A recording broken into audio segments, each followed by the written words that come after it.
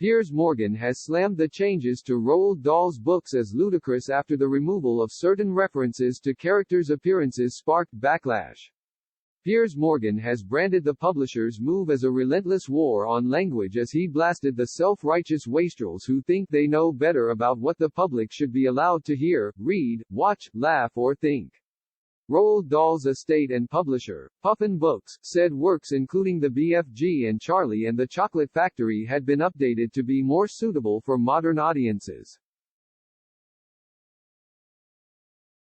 Some of the changes to Dahl's novels include Augustus Gloop, from Charlie and the Chocolate Factory, which is now described as enormous, with the word fat removed from every book, according to The Telegraph. Mrs. Twit, from the Twits, is no longer ugly and beastly, but simply beastly. In the same book, a weird African language is no longer weird and the words crazy and mad have also been removed as a result of an emphasis on mental health, the newspaper reported. A threat to knock her flat in Matilda has become give her a right talking to. Color references have also been changed. The BFG's coat is no longer black. Mary in the BFG now goes still as a statue instead of white as a sheet. Writing in his column for the New York Post, Piers, 57, admitted he had been left baffled by the publisher's attempt to improve Dahl's perfectly crafted words by exposing them to a woke overhaul. He said, "The examples the Telegraph unearthed are jaw-dropping in their pointless virtue signaling and imbecility."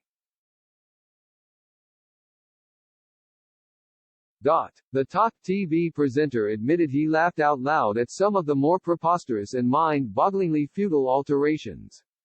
Piers referenced the character Augustus Gloop no longer being referred to as fat.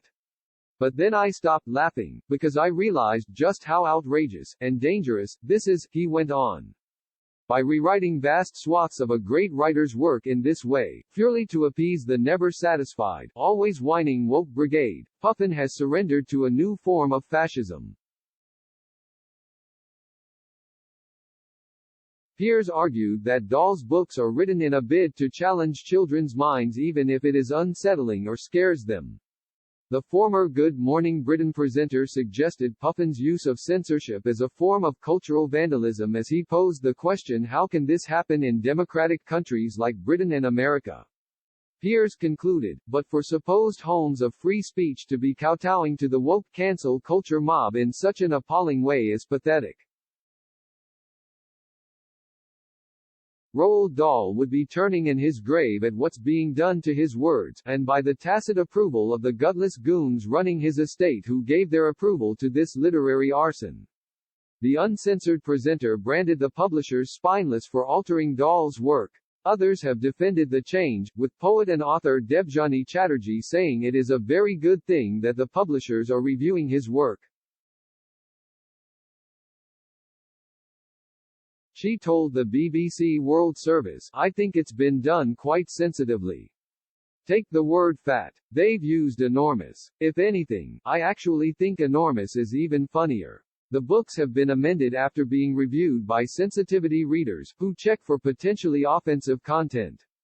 A spokesperson for the Roald Dahl Story Company said it wanted to ensure that Roald Dahl's wonderful stories and characters continue to be enjoyed by all children today.